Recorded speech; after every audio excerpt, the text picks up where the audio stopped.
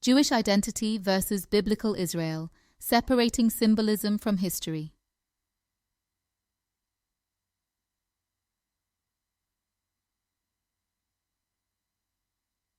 Modern discussions about Jewish identity often assume that contemporary Jews are a direct continuation of the biblical Israelites, both biologically and religiously.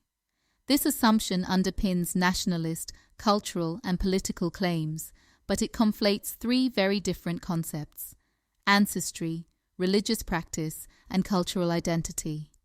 A careful look at genetics, history, and the evolution of religious practice shows that Jewishness today is fundamentally distinct from the Israelite religion and population described in the Hebrew Bible. Genetics cannot prove continuity. Modern Jewish populations, including Ashkenazi, Sephardi, and Mizrahi Jews, retain some Levantine genetic ancestry, but this ancestry is partial and mixed with other populations from centuries of migration and intermarriage. Almost all humans share some DNA with ancient Near Eastern populations, so minor genetic overlap is unremarkable and not unique. There is no scientific basis to claim that modern Jews are biologically identical to biblical Israelites. Continuity is partial at best and cannot be precisely defined. Zionist claims are largely symbolic. Zionism frequently frames modern Jews as direct descendants of the biblical Israelites, emphasizing spiritual and historical claims to the land of Israel. While powerful as a cultural and political narrative, this claim is not scientifically verifiable. Genetic and historical evidence does not support a simple, unbroken lineage. The connection is symbolic and cultural, constructed through shared texts, rituals, and memory. Zionist claims function as identity narratives and legitimizing stories, not empirical facts about genealogy. Rabbinic Judaism, transformed Israelite religion. Ancient Israelite religion centered on covenantal authority, with God, the Torah, and the prophets as the sole sources of divine instruction. Human interpretation was subordinate, and leadership depended on adherence to divine law. In contrast, Rabbinic Judaism, developed after the Second Temple's destruction, shifted authority to human interpretation.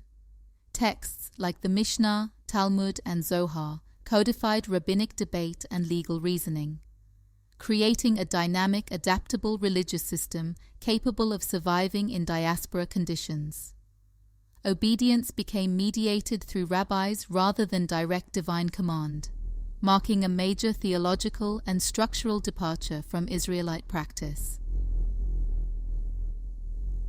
Diaspora Judaism is not a direct continuation of Judea. After the fall of the Second Temple, the Judean population was drastically reduced. Diaspora communities likely emerged from a mixture of surviving Judeans, local converts, and groups adopting Jewish identity through religious or literary traditions. Jewish identity in the diaspora became textual, ritual, and cultural, rather than strictly genealogical. Diaspora Judaism does not preserve Israelite religion in its original form. It reorganized authority, law, and practice around rabbinic interpretation, creating a new religious cultural system. Conclusion: recognizing the distinction. Modern Jewish identity combines partial Levantine ancestry, symbolic connection to Israel, and religious cultural traditions developed in the diaspora. Neither genetics, religion, nor historical continuity supports the notion that contemporary Jews are the same people as biblical Israelites.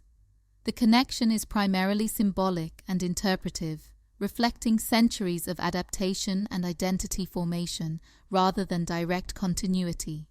Understanding this distinction is essential to separate historical fact from symbolic or political narratives about Israelite identity.